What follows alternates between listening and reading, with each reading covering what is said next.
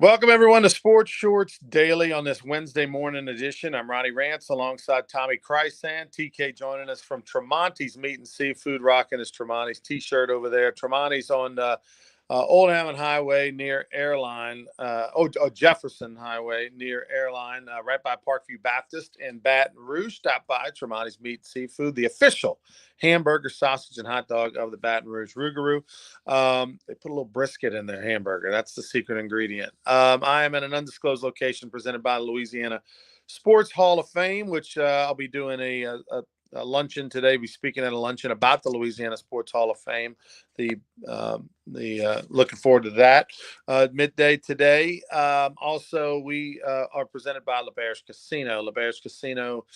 We always tell you about 18 Steak. We tell you about the Edge Lounge, but the sports book is the place to be for all your Olympic coverage.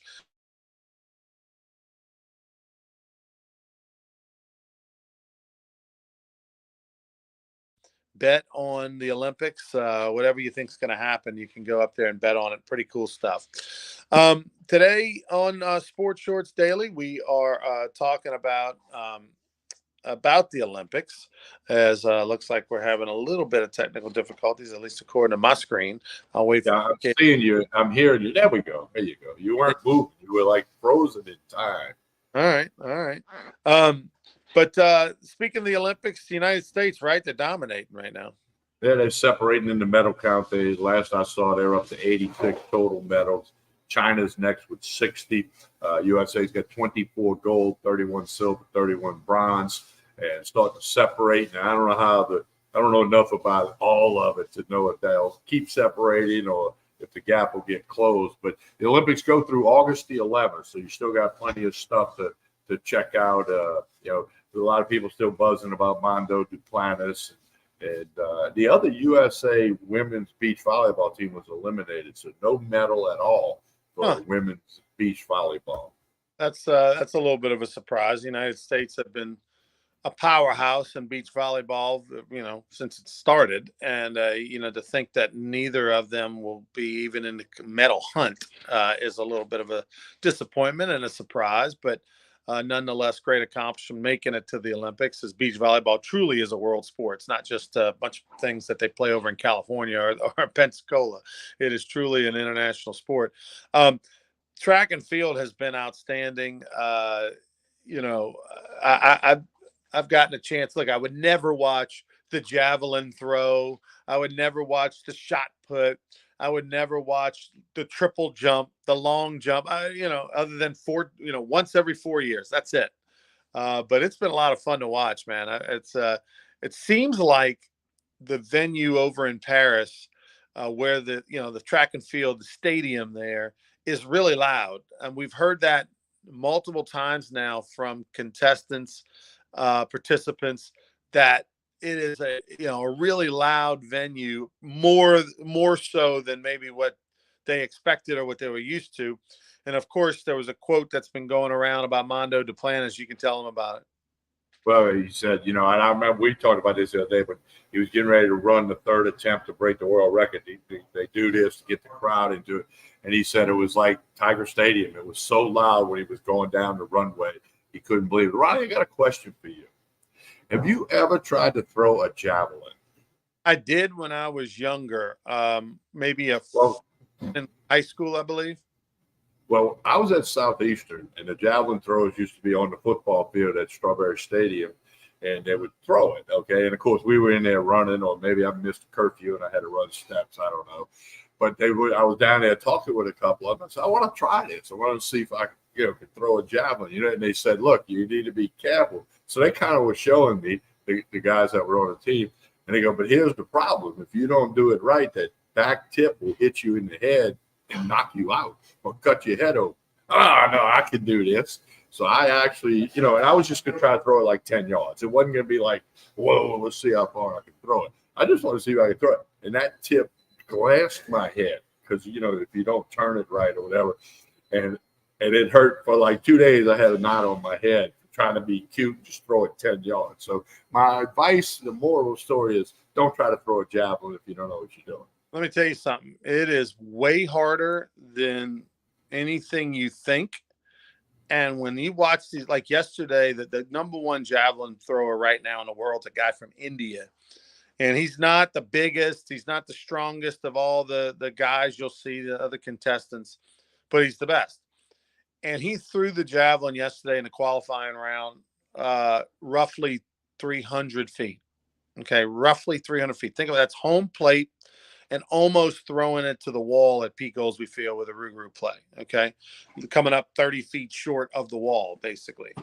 And I remember throwing it as a freshman, and I probably threw it a couple of times and realized, oh, this ain't for me, because as a baseball player, you literally are throwing it with a stiff arm. Okay, so imagine like a cricket thrower, like a bowler in cricket, which is the pitcher, right? It's called the bowler. Well, in cricket, you have to throw it with a stiff arm, and so with the javelin, you basically are throwing it with a stiff arm, which is completely different than a baseball throw, where your arm is bent and all. So they don't equate. Oh, you're a good baseball pitcher. Oh, you're going to be a great javelin thrower. No. Well, I almost tore my head off. But now here's something else from what you said the other day. Talking about Mano Duplantis' world record. I was in the gym at Most Blessed Sacrament yesterday. We got basketball goals, and I looked up, and there's a crossbar pipe that's part of the structure that holds the basketball go to the ceiling, and it's right at about 20 feet. Now, and I'm just doing naked eye, floor to rim's 10 feet, and I'm looking up at that. So I had a bunch of the coaches and a bunch of students. I'm like, okay, we were standing like at the top of the key. I said, look, you see that bar up there? Imagine running from the other end of the gym with a stick in your hand and making yourself go over that, and their jaws were on the floor. You made the comment the other day, like, go look at something 20 feet in the air, you stacked up to go. And we were doing that, and it's mind-boggling that a human could get themselves over that with the pole. And it was what you had said the other day. We actually looked at it and we're just blown away.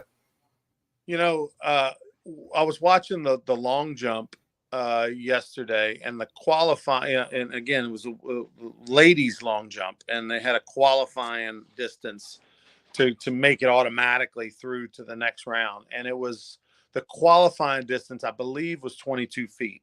Okay. Mondo jumped 20 feet, 6 inches. So I was like, okay, so you basically have to, the long jump, they sprint, hit the board, bam. If you jump 22 feet, you qualify for the next round. And when they long jump, it doesn't seem like 22 feet, right? Like you look at it on the ground, and from board to board, left to right, it doesn't seem as impressive. But if you take that and you tip it and you turn it upside down and it's horizontal, vertical, excuse me. Then it's like, oh, wow. Because these girls ran and jumped 22 feet. That's further than what Mano Duplantis leaped over with pole vaulting. But on the ground, it's a lot different than when you stack it vertical and then you have to go over it. It was pretty unbelievable. It's an incredible accomplishment. And look, he's not done, Tommy. Like, oh no, increment by increment, centimeter by centimeter, so that he can hit his keep breaking the world record, which he's already done, I think, 9 times in his career. But he ain't done. No, he's got plenty of more. He's liable to be jumping in L.A. Who knows? I'm gonna wait about a week or so, and I'm gonna call his Uncle Robert, who's a good friend of mine, and I'm gonna ask him, has he said anything yet? Like, is he gonna go L.A. or whatever? And I'll let everybody know what the answer to that is. So the Olympics will end on Sunday. The United States basketball team has yet to lose. They had a big win. They now are moving to the knockout round. So here's where it starts to get interesting. You lose, you go home. Women's 3-on-3. Have you watched any 3-on-3 basketball? I have not, but you see the comments by Haley Van Lith after the women got the bronze medal. She said the referees were horrible. She said because the referees know that USA dominates, the regular basketball, men and women, clear domination. She said she don't want them. She says they don't want them to have success in 3-on-3. And there was supposedly some horrible calls and really slanted hard one way when they lost their medal game and they got the bronze medal. That was her opinion, Okay. Now, of course, she played at LSU. She's now at TCU. She went in the portal. And, so that's why I read it, because she actually helped out the girls from Most Blessed Sacrament when we went to watch practice last year. She talked to them more than anybody else. So I remembered that. But, yeah, but to answer you, that's a long answer to your question. No, I did not watch any 3-on-3. It's interesting. I mean, it's 3-on-3 basketball is a completely different game than the 5-on-5. Big 5-on-5, you're running up and down a court. So, the athleticism and the speed and all that comes into play more, because you got literally a running up and down a court. Where 3-on-3, it's exactly like what you play in your backyard or at the park or whatever. You got to make you make the ball, the other team gets the ball, they got to throw the ball behind the 3-point line. As soon as they catch the ball behind the 3-point line, now it's live, so it's just, there's nowhere to go. It's just on a little half court, and you don't even use all the court. And you just basically go behind the 3-point line, and then as soon as you're behind the 3-point line, okay, now you have the ball in this 3-on-3. A lot of backdoor picks, a lot of pick and pop, type stuff. It's a different kind of game. It's interesting. I don't know that I love it. And clearly the Americans are not the best at it. You're not seeing LeBron James playing 3-on-3. They're not sending their best basketball players that you're used to, not household names, into this thing, because it is so different. It's kind of got some nuance to it. It's very much like how the United States and the NBA play a certain style, and then international basketball is a different style. That's kind of how 3-on-3 is, except even more extreme. And so once America figures it out, once they start to get used to it, obviously they should dominate, because they have. But it goes back to shooting and fundamentals. Can you shoot a 3 with a hand in the face? The ball is a little smaller too. It's just a touch smaller than the basketball they use. So it was fun to watch. It was interesting. Men didn't do well. The women at least got a bronze. And Haley Van Lith, who's so funny, because Tommy, she was awful from beyond the arc at LSU. Couldn't shoot for anything. She had a couple games, but other than that, she was brutal shooting the basketball. I mean, her value for Kim Mulkey this past year was handling the ball and distributing the ball, being the floor general and assist type of stuff. Shooting, she was terrible. Well, she is much better in 3-on-3. Well, I think she's there to dish the ball, drop a few dimes, and help move the ball around. And I think she's okay on defense. But yeah, I saw the pictures, 4 players on the team. I saw the picture when they had their medal, and she clearly much shorter than the other 3. So I just put 2 and 2 together, like she's like a point guard thing, whatever that is in 3-on-3. To set people up, or like you said, pick and pop, pick and roll, whatever. When you make a 3-point shot, you get 2 points. So when you make a layup or a shot with inside the perimeter, you get 1. So the 3-point shot or the 2-point shot is super valuable. It's worth double, right? Yeah. Where versus 3 and 2, now it's 2 and 1. So it's tons of 3-pointers are taken, right? Unless I saw where the men's team lost a game like 21-5. Right. So it's not like you think it's going to be 68-64. Yeah, it's first team to 21 got to win by 2, or whoever has the lead after 10 minutes. So it's a 10-minute clock. Of course, the clock stops for fouls and things like that. So it's not a 10-minute game, but anyway, it's I thought, or it's 2 10-minute halves. Maybe I'm not sure. It's 21 or once the clock is up. But anyway, it's interesting, and they played it out. They play it outside. They don't play it in the gym. They played it outside. Now they had a canopy over the court so that they didn't get direct sun or direct heat on it. But it's outside with open. So wind and rain. When it rained, they had to cover the court even with a canopy. They cover the court to make sure spray and stuff doesn't get on it. But it's really interesting. It's only I think the second year of 3-on-3 basketball in the Olympics. What else is going on in the world of sports right now, TK? Well, the Saints are going to play Saturday. There are a lot of injuries in training camp. They're bringing in a safety, Simmons, who used to play for Denver. He's supposed to be the best safety on the free agent market. Getting a lot of, things from the Saints, no question about that. They'll play. They do have NFL exhibition games on Thursday and Friday. The Saints play at 7:00 Saturday night. If you have to place that bet at the sportsbook at LeBear's, the Cardinals are a 2-point favorite. The over and under is 37.5 in that one. And the other thing I'd like to mention, Ronnie, and you and I talked about it. Gail Benson, the owner of the Saints and the Pelicans, made a very kind and generous gesture. Ed Daniels, who's still in rough condition after the heart attack several weeks ago in California, she paid over $50,000 to have him transferred to an Ochsner facility in New Orleans, right there in Metairie near the river. He's still in bad shape. He's unconscious. He's intubated. He's on a ventilator, and he needs a miracle. That's what I was told by one of his very close friends yesterday. So the prayers will continue. But a nice gesture by Mrs. Benson. It actually happened. Joe Sherman, dear friend of you and I's, made the call to Mrs. Benson. Of course, she funded his new clubhouse locker room at Delgado. He made the call to her to ask about this. She agreed to do it, and it's been done. He is back in a hospital in New Orleans. Yeah, it's just so sad. The nice gesture to get Ed back to his city so that his friends and family can go see him. Unfortunately, it does feel like it's almost like a hospice type situation, as he has been unconscious ever since he had his heart attack and has been unresponsive, unconscious, obviously on a ventilator. That does not bode well. So, but any prayers you have, give it up for the family and for Ed. It is going to be weird if, in fact, this, even if he does somehow a miracle happen, it doesn't seem like he'd be back working. So it's going to be just weird not seeing him anymore, because when I think of New Orleans sports, him and Jim Henderson are the first two names that come to mind. Yeah, and I worked with Ed the first year of his Friday Night Football show, as I told you. Of course, known him through all the years. I consider him a friend.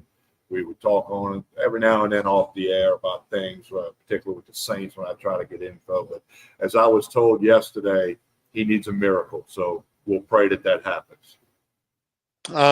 What else? We've got obviously LSU football is underway now, counting down September 1 in Las Vegas. I've had people reach out to me. No, I do not have tickets. No, I do not know of anyone selling tickets, because if they have tickets, they are using them. But you can get them on StubHub. You can get them on SeatGeek. You're going to pay a pretty penny, but that's where they are. Well, and I think I saw a post yesterday from a friend who had 2 tickets that they were offering up. So when you get a little closer to the game, there might be some people try to spring some tickets forward. But like you said, most people have their plans. They've done all that. LSU's a 6-point favorite over Southern Cal. I really like that. I think that number's really low. But LSU hasn't won their season opener in many years. So, and then, Southern Cal, there's a little bit of mystery. Like, are they really going to be good?